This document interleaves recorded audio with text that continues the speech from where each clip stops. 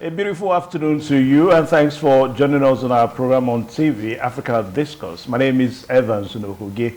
You're welcome on the show. Now, today on the program, we are going to be talking about what is going on in the Middle East, and of course, the way it affects, the continent of Africa. Well, the Middle East, you may want to say, is so far from Africa, but for the fact that we live in a global, village, so to say.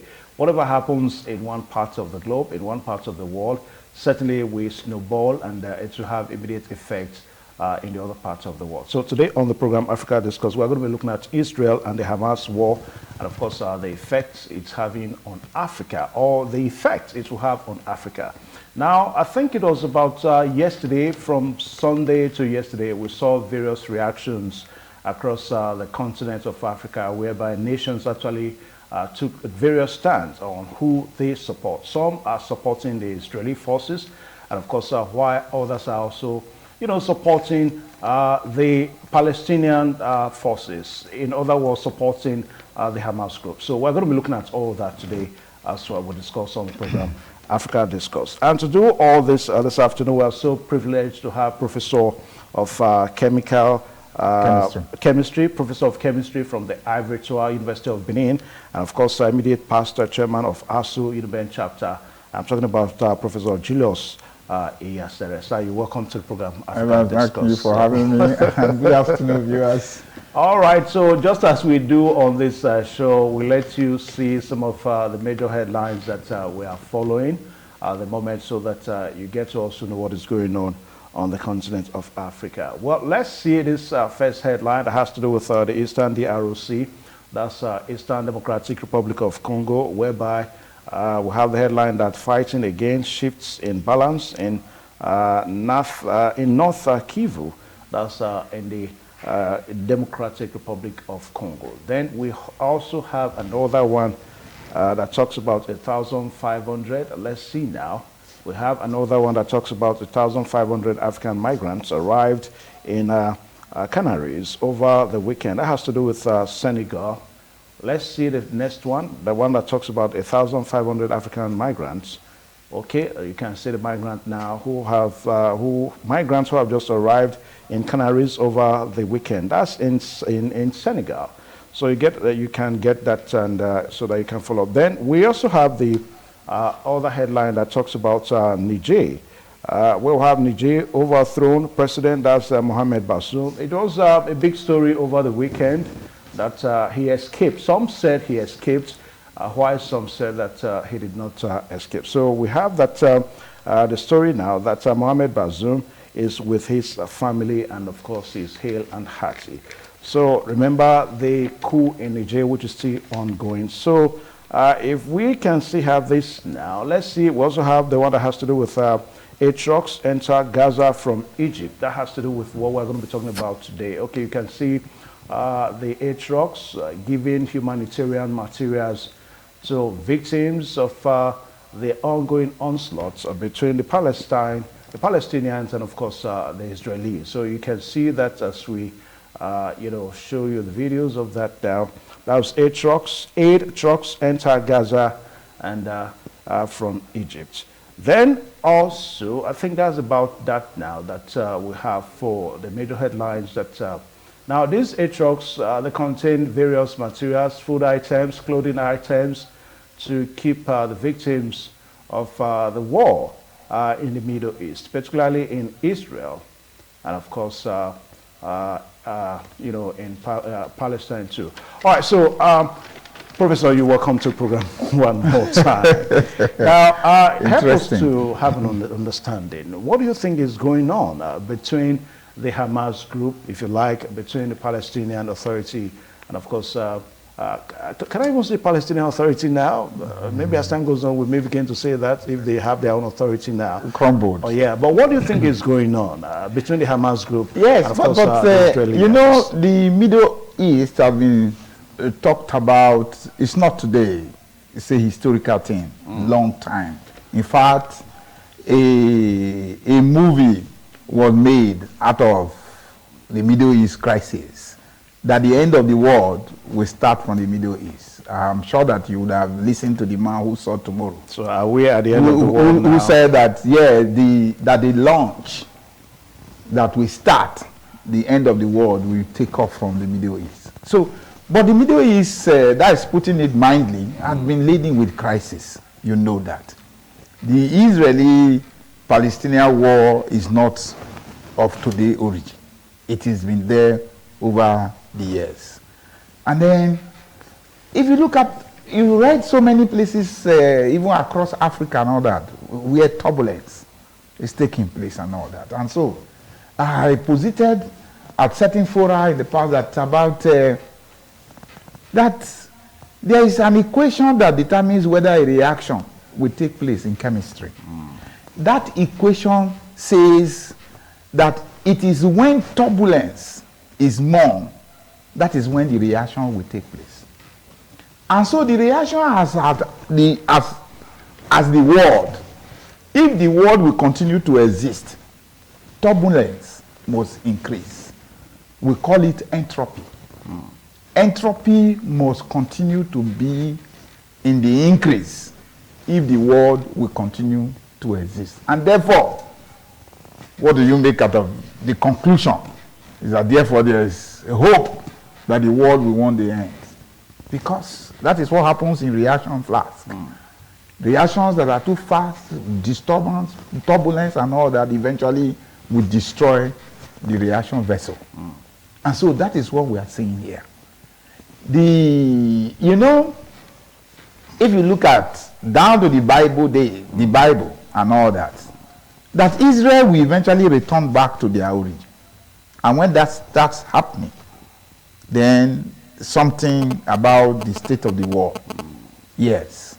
And now, Israel, over time, has started tracing back their origin. However, the Palestinians are saying that that is not their place of existence. Remember how that place was given to Israel, just to allow peace to reign. But then Israel, because of the kind of persons they are, these are the Jews, have continued to expand. And so now they are almost taking over the entire land space of the Palestinians. And so that is where the problem is now coming. How do you not settle that? How do you settle this? Apart from pleading with everybody to coexist, are you going to now say Israel pack away from where they are now? They consider it as their origin. All right, so before we continue, Yes. the excerpt that we're watching now has to do with various reactions, just as what we said a while ago, that on Monday, yesterday being Sunday now, we saw various reactions across the African continent, whereby, if that video continues, it's going to continue anyway, we're going to see some African leaders, you know, how they divide across the situation with what is going on between Israel and, of course, the Hamas. It's expected. Now, well, it's expected, and also we're also going to bring it down to Nigeria and see what is also going on. And we also have a foremost professor, talking about Professor Akinyemi, one-time Minister of Finance in the country, has actually begged the Nigerian forces to try to go on the path of neutrality, not to take side, you know, in any of this, situation. Now, back to us now, backstage, back to said now, Professor Chilos. Now, what we are looking at now, it's because perhaps you are talking from this point of the divide, because from what you're saying now, you take side with what you believe about the situation. But if you are to give an opportunity to another opinion, perhaps they will have a counter opinion. Now, how do we get to really get a handle on the truth on who actually owns the land that is said that it is being fought for now? It's God that owns the land. After God, everybody, if you look at many places, you will find that it has to do, okay, somebody said, like our environment here, you have a first and second migration. Except if there were documentations, you cannot really say who owns a particular place. The Israelis are even saying that that place, they are only returning back to their home. But the Palestinians, when they returned back, they met the Palestinians there. And of course, they had to appeal to the Palestinians to settle that. So you may not be. You know, there is an issue about the ownership, for instance, of Lagos. Do you understand? If you look at so many places in Lagos, how many of them have how many of it are Yoruba language? Is Idun, anything Yoruba? When you hear Idugara, it's even all by Yoruba language. And so many things. All this has to do with migrations. See, a historian was talking to me one day and I said, if you look at the head, the features, the organs on the head, if you look at the nose, find out what the Yorubas call the nose and find out what the Igbos call the nose. They are about the same. The same thing as the ear. What the Yorubas call the ear is about the same thing that the Igbos call the ear. The same thing as the eye. And then with that, you see, the indicators of things like that is that at a point in time, the Yorubas and the Igbos had a boundary. Do you understand? And I was now asking, then where are you placing us? Who are the Edos? If you say the Yorubas and now they had a boundary at a time. So you have multiple migrations and all of that. Things have happened in the past, and so you cannot lay claim. And that is why the best way to settle most of this is to make appeal and let people coexist peacefully. Okay. Tell me, this place we are now, as at 1986, when I came into this city, this place was all forest. And then you have expansion. If you want the land now, you must go across the river along this road before you can get any. And it's increasing. Before you know it, just now everywhere is fused. And so you can't really lay claim at the end of the day. If you go to Anyoma now, you find a Yoruba community. Their language is purely.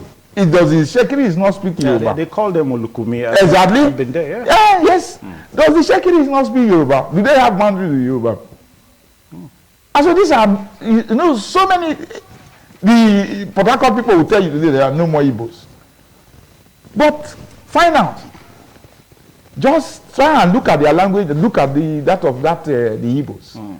So, for the world to be at peace, is just to plead for peaceful coexistence at the end of the day. Because you're going to be fusing and all that. Yeah, when you talk about peaceful coexistence now, yes. What is happening now is not... perhaps this is actually the first time we are seeing this magnitude of reactions and counter reactions now. Yes. But this is not the first time also that people are sensing that once upon a time it will eventually come to this.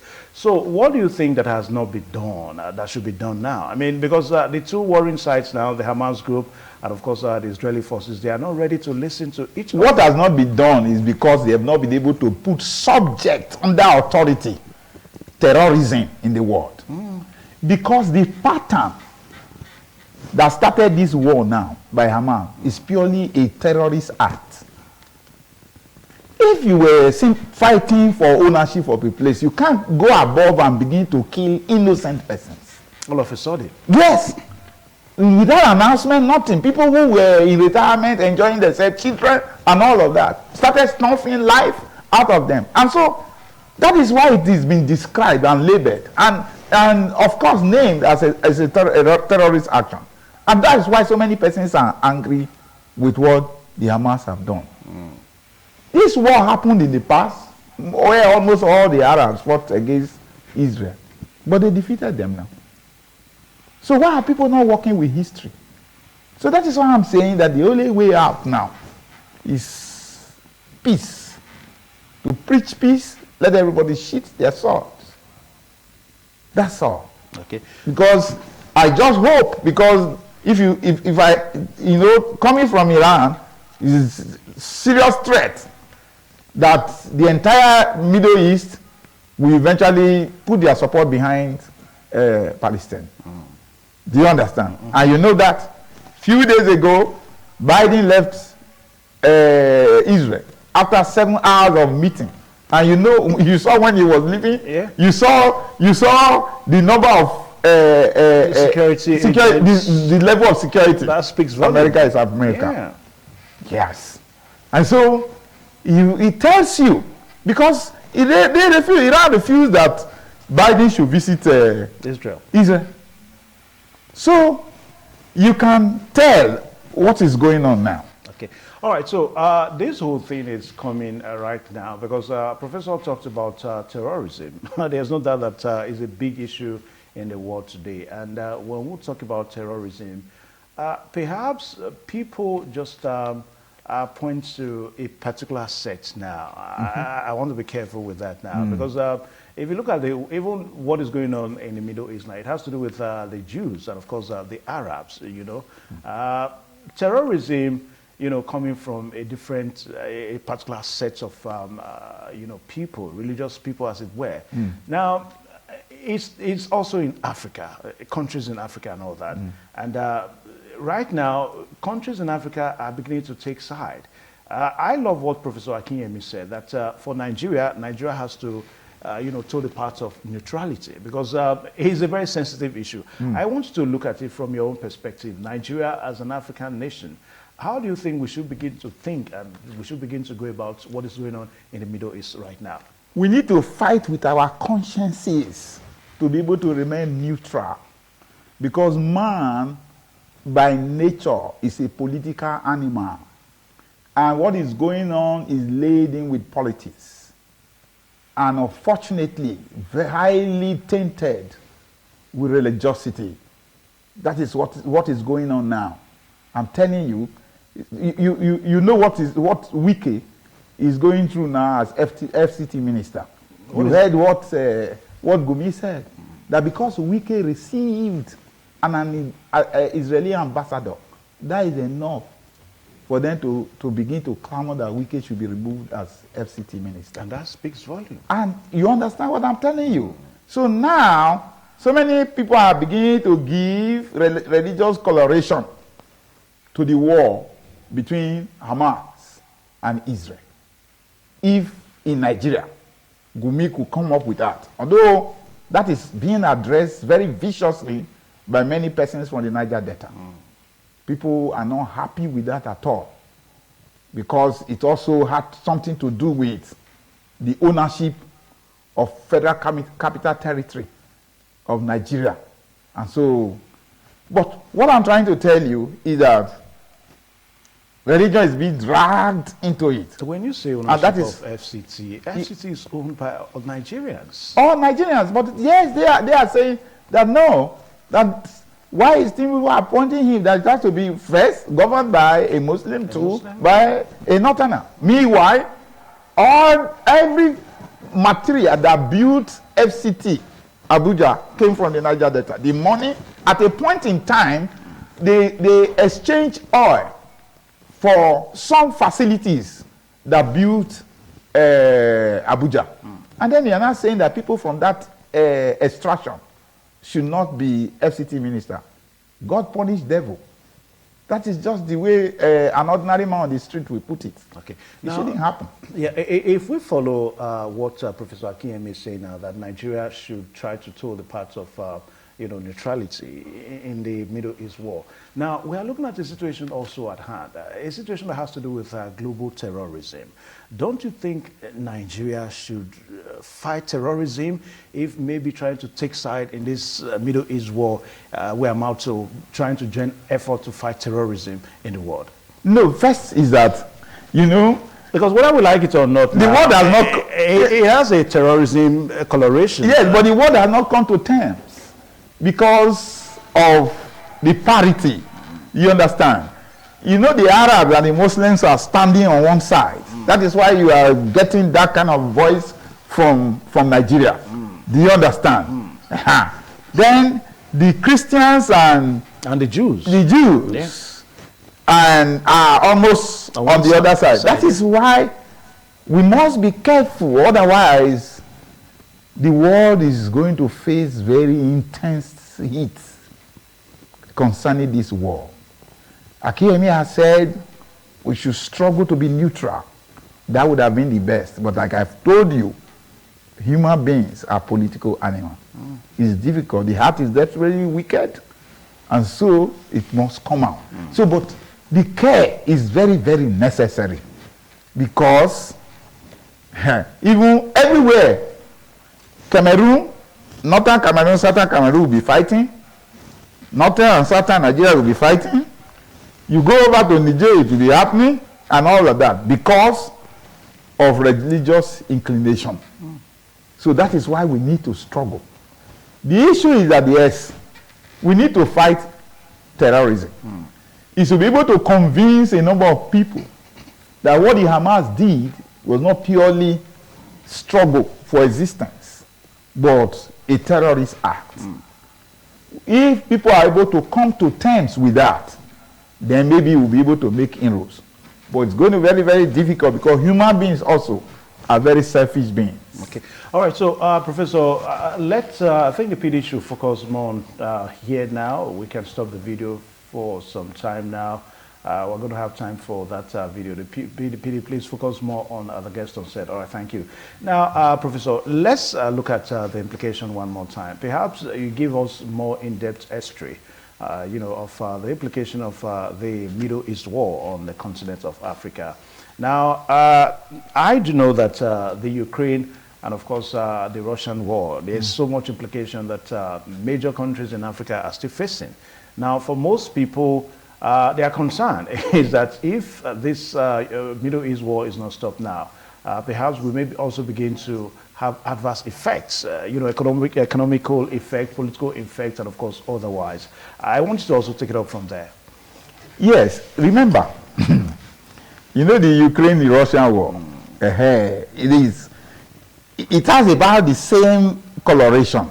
Remember that because of the support of the America, US, the US, yes, America to Ukraine, then calmly Russia has been making inroads into Africa. They have made some attempts at Niger and so many of these other countries in West Africa. Not that they've made attempts. I mean, but it's good. You know, when we do research, yeah, you don't make it absolute. But it's in the public. I mean, it's in the general public. Yes, Russia is supporting Niger Johnson. Sure, you know that. Yeah. And then even to South Africa. South Africa has sympathy for also Russia. Ramaphosa is so obvious. Yes, he supports Russia. But all of these are likely to change because of religious inclination. Do you understand? Because you know South Africa is an African nation. I mean, it's a Christian nation. Yeah, it's going to be difficult for him to continue because Russia, from hindsight, we eventually support Palestine and the Hamas. You know, because America is on. Russia and America can never be on the same page. At all. You know. Yeah. And so the other NATO countries and all of that, China, we, cover with a veil that they are neutral. They are neutral. But China, first of all, we need to sell equipment. They need to sell arms and ammunition. Yeah. But then they also are trying to come over to the top of the world. Want to also be leader, a world power, and all that. So, wherever Russia is, there you find also China. And so many of these countries. You can't expect now that in this war with America on the side of Israel, that Germany or Britain, that Europe will be on the same on the other side. Yeah. So the world is already polarized. And so that polarity is also going to affect Africa. That same way. That is just it. It's only countries like Nigeria where you have these divide almost being equal that we will suffer more. It's going to be very difficult. You have seen it. How many days now? There's already reactions. 17th. Yes, there's already reactions in the north from Gumi and Co. The rest are quiet. It's not as if they don't share sympathy with him. You understand? And if care is not taken, Pandef and Co. are coming up. You understand? Yeah, I think for Nigeria, because Nigeria seems to be, I'm just wondering if Nigeria as a country in Africa is not going to run into dilemma now, in the sense that we're looking at our crude. We're talking about Middle East here. Of course, our crude oil with Middle East, there are two twins that you cannot separate them. So little wonder if at the end of the day, if Nigeria is not going to have issues, you know, taking our crude out of the country, and of course not coming out to actually say that, okay, we are supporting a particular set, you know, in the Middle East. Don't you think so? Have we, since Ukraine and Russia went into war, we've not been getting flour and all that. But the effects have been there. That's what I'm telling you. That we should consider. War does not want any good. So we must be ready. That is the truth. The hardship are here. Can Nigerians it's not going to abate. Somebody said that. That's why I told you about entropy. It's going to continue to increase. That is the truth. Nigeria may not be able, but at the end of the day, somebody said you don't prepare for fight. You just find yourself being dragged into a bout. That is the way it is. That is what is eventually.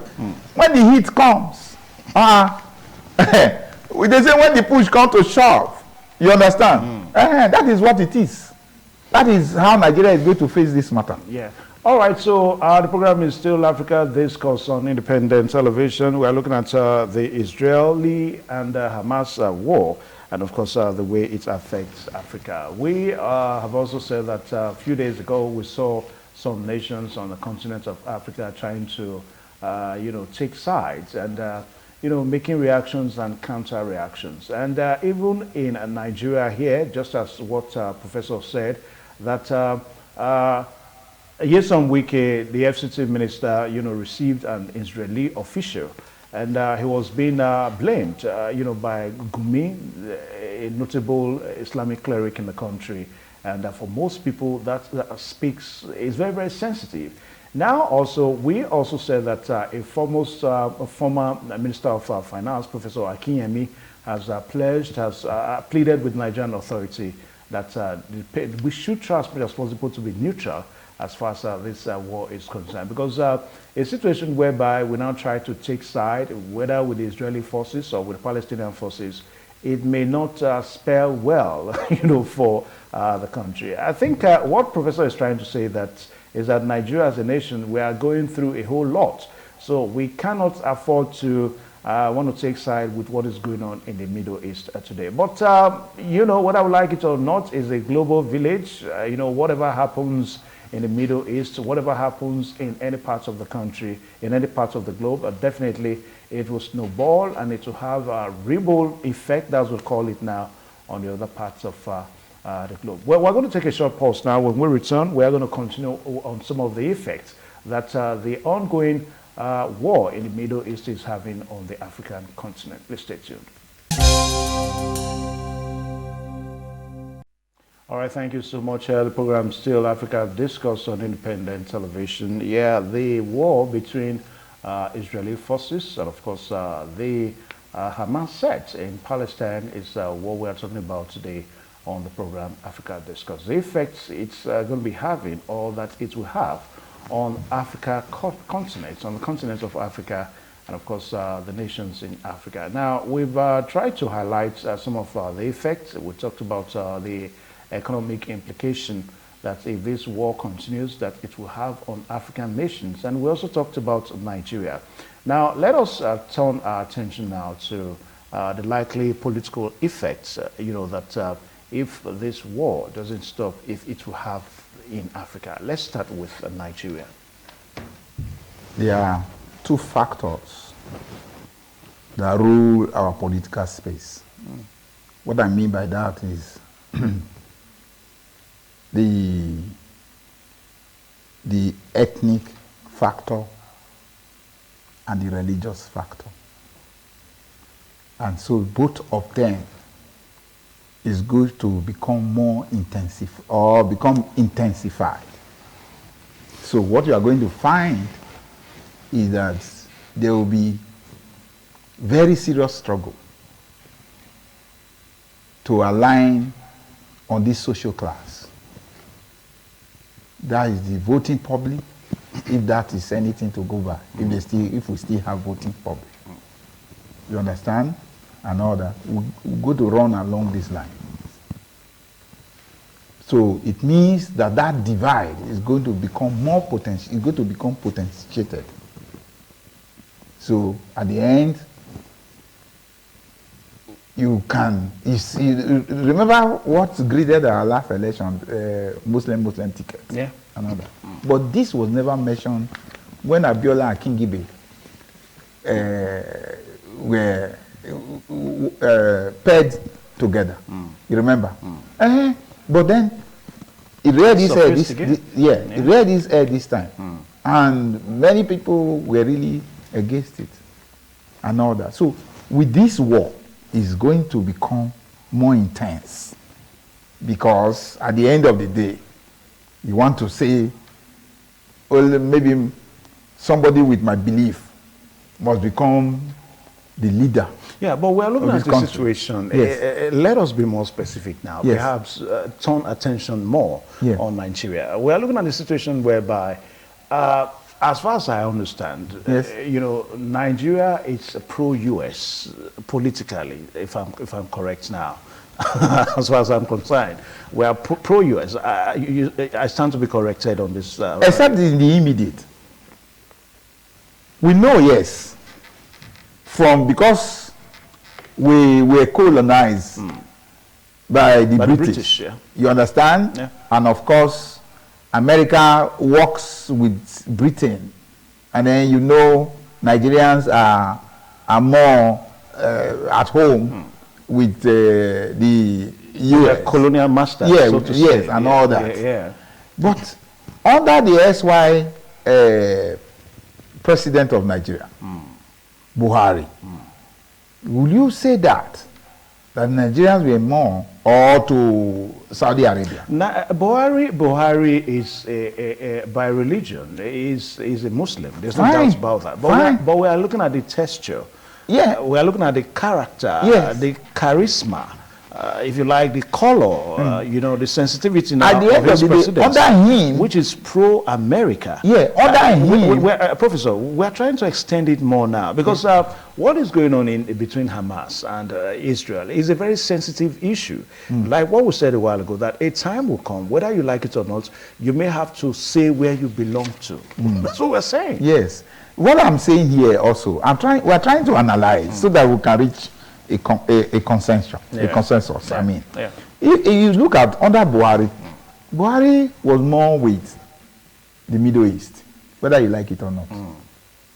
That was why people said that the body double was buried in the, or he was buried in Saudi now. Are you talking about before the election? Whether before the election or even after the election. No, but we're looking at his government. Nigeria's presidential system of government. Yes, we have presidential system of government tailored after the American democracy. That's what we're saying. Yes, but then, so who do you think is able to sway Buhari more as a president? Is it America or the... No, we're talking about Tinubu now. Okay, no, when you look at Tinubu now, that's why I'm analyzing two of them. Yeah.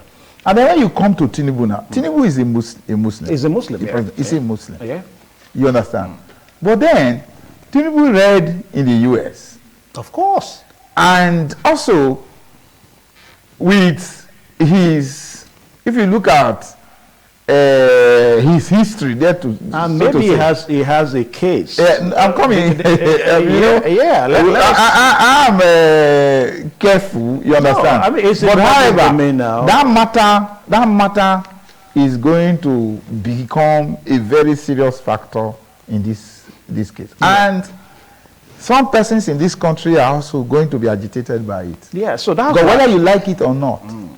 Tinubu will be more favorably disposed to the U.S. Yeah, so right now, and many factors. Yeah, so that's exactly what I'm saying. He grew up there. So he had worked there in the past, and now he has an issue where he needs the help. of American government. Okay, so Professor, so, if we know that now, yes. can we still want to, because like what I told you a while ago about Professor Akinyemi, yes, who is pleading that the Nigerian authorities should try as much as possible to play the part of neutrality. Yes. Now, I think it's only in Nigeria perhaps that we saw that people are really coming out that, hey, you have to be neutral. Other countries in Africa, they have taken sides. Their ground. Yes, that is true. They've shifted their ground. Yes. So if we have that situation, that Nigeria is pro-US, whether we like it or not, we also just made reference to the case that the president has, that whether we like it or not, the US has been coming in. The case is still there. It is not Uhuru yet, and the US will still come in. Yeah. So don't you think at the end of the day that Nigeria may have to sway to come out to say that, okay, this is where we belong to? The case of neutrality may not be easily achieved. That is true, but then what I'm saying, if the current president might try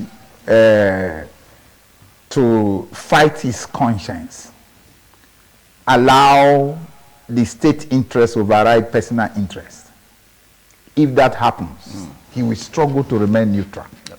Because if you look at the country also, Nigerian nation is very volatile with where we are coming from. Yeah. We're fighting terrorism and all of that. I told you now, many of those countries where they have shifted ground, they didn't get this kind of opposition that have been leashed by Gumi. Yeah. You understand? Yeah, yeah. So that tells you that we are at a boiling point in Nigeria. We're not at a boiling point. No, what I mean is a flashpoint. You understand? So anything can happen if we're not. That is why we must work assiduously to make sure we contain all sides. That is why, because if these other elements reads the president that is working with the US, there will be problem now. There will be struggle here. You understand? And I just hope they have not even ready. That is why for Gumi to come out. But I just thank God that some conscience group also from the north has said we didn't send Gumi to do that and all that. But you know all that, the politics behind all of that. You understand? So that is what is going to help us is for Tinubu to allow state interests override his own personal and struggle to remain neutral. We have said here today now that China can never be neutral, but what you see on the surface is neutrality. Is neutrality. Yes. So from your own point of view. So it's the same thing I want Nigeria to do here. So by extension now, where do you think China will belong to? Where the caca is, that's where the ego, you find the ego now. Yeah. So China will always do things with the Soviets. You understand? The USSR. That would be for the Hamas. You know that always. Yeah. So, but they may not show it openly because China has interests everywhere. You know, Prof, this whole thing is kind of by extension to a lot of persons is very, very complicated now. Yeah. Because a while ago, we said that 2 days ago we saw some reactions in countries in Africa, even some countries where they have the military coup junta there. We saw reactions trying to, those reactions were actually in support of the Palestinian, the Hamas group and all that, you know. Now, the question I'm asking, for a continent, the African continent now, that is in dire need to want to stop terrorism, just as the way we started by trying to look at the situation that, look, this thing is more of a terrorist issue rather than trying to really fight for who owns a certain land and all that. So for an African continent that is in dire need to end terrorism, security terrorism on the continent. So don't you think African nations should be on one page now? But it's going to be difficult now because of your belief system. See, the Muslims, whether you like it or not, now we support Hamas. Find out what they preach in their mosque and everywhere. No, you are not a Muslim. Let me tell you, many of them. I have a Muslim friend now. But you are not. Who are communicating this, and they are very angry with Israel. Do you understand? Are angry with America. That America, they are the one exporting, you know, this evil and all of this. Exporting evil, that's the way my friend put it. Otherwise, the one that they are the one behind Israel. But why can't America, that Americans should do the right thing by telling Israel that they are wrong in where they are? They should not take over Palestinian land. And so they don't even believe that? No, yes, now. That I have a professor friend. He's my very close friend, you know, who belongs to that religion. That is what he's saying. And that is the belief, whether you like it or not. Anyway, that is what Gumi has reflected. You understand? But instead of looking at, okay, these people now, where do you say they should go to? Where are they going to? That is, where do you want them to pack to? And if you go to, except if you go to the Bible, they will tell you that earlier they were scattered from their home place. Now they have started returning back, which the Bible says is a mark of the closing of the age. They have started returning back now. And the only thing you can say is that they couldn't have returned to a strange land. And they have come back there is to now preach peace. Okay. That live together and harness your advantage. But that may not be eminent now, and that perhaps may want to lead us to, let's begin to explore the solutions now. Because some persons have canvassed for a two-state situation, whereby the Palestinians will have their own states, so that we can resolve all this. You want to support that? It will be good if we can achieve that. But the issue here is land space. Yeah. How do you create the boundaries? Because they are scattered almost everywhere. That is what I'm telling you now. The Ethiopia here, the Queen of Sheba mentioned in the Bible is from Ethiopia. It was when I got down to the airline, I saw beautiful things as air hostess, I believed. If you enter Ethiopia Airline and see the ladies who are air hostess, you will know that the most beautiful women, as mentioned as Queen of the Sheba, are from Ethiopia. Yes. The problem that is going to everywhere now, where you see, they're everywhere. You'll be surprised that you have the Jews in Egypt. Was there not Moses that led Israelites from Egypt across the Red Sea onto the land that flows with milk and honey, which means they were in Egypt. So we must go back to this historical account and be able to wrestle this matter. Yeah, but Prof, and that is why, for me, I'm speaking, let everybody coexist. Wherever you see, you take. But is that possible? I mean, but you just have to, because now, how are you going, except one annihilates the other. And that will continuously be war. Except that. And now, it appears that Israel is having upper hand. That is why these people, Iran and all this, they are spoiling for war. Look at, you saw AIDS coming from Egypt. Is that those trailers, are they going to go to Israel? No. No way. So, that is what we are saying here. There's no way you can settle it by saying Israel should pack away from nowhere now. They were all together before. If look at I'm looking at the Bible account. I'm sure it's also there in Quran. Because Jesus was mentioned in Quran so many times. The Muslims believe that Jesus came before Muhammad, that Jesus is also a prophet, just like Muhammad. That is their own belief. And then they are now following, this is a much more recent prophet. That is just it now. So they were all together before. Is to now make that, let them that they are together. Look at the way these Catholic nuns and all, the way they dress. Does it not look like? Yeah. These are same persons. The only way is to come to tandem, to work together. Yeah, I mean, it's been aged long enough now. Yes. I mean, this war is... If you don't want me to continue on this line, then I will tell you the other, the spiritual aspect of it. Yeah, please do. Which has to do with that between Cain and Abel, the two brothers from the same parent. In the Bible? In the Bible. Cain and Abel, yes, of course. and that is...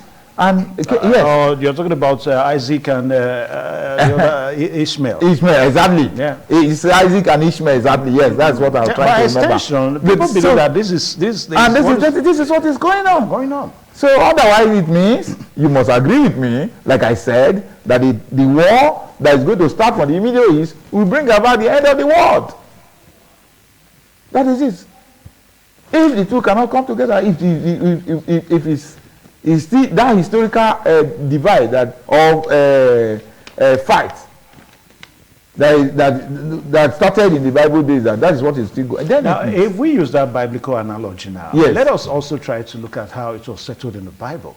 I mean, I'm not a very good Bible student, but I know that somewhere in the Bible it was said that, okay, Ishmael, you go settle somewhere, why Isaac also settle somewhere. But multiplication over the two states situation. But multiplication over the years, we eventually, I told you today now. But they're everywhere. Here now, I told you today that this place where we are here used to be, we were all bush. By 86, it was few places along this road where you had the houses or something. But look at today now.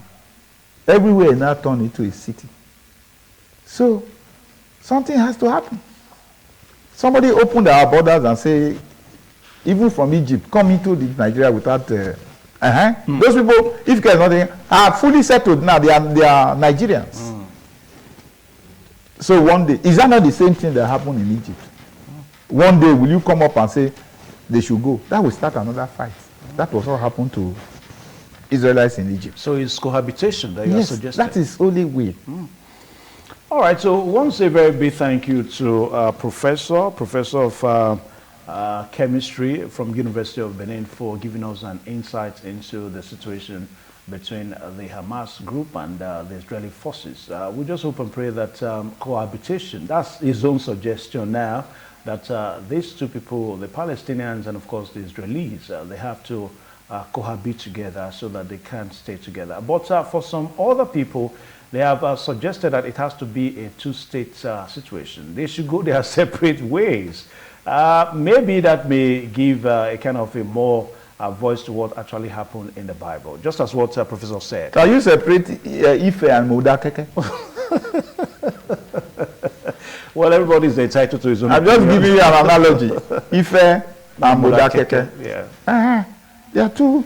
Where is Modakeke? Where is Ife? But then there's conflict always because of land. Yeah, but even if you use in your chemistry, you must also always we separate. have it. It's always there. You can separate even in chemistry. Yes, and you cannot.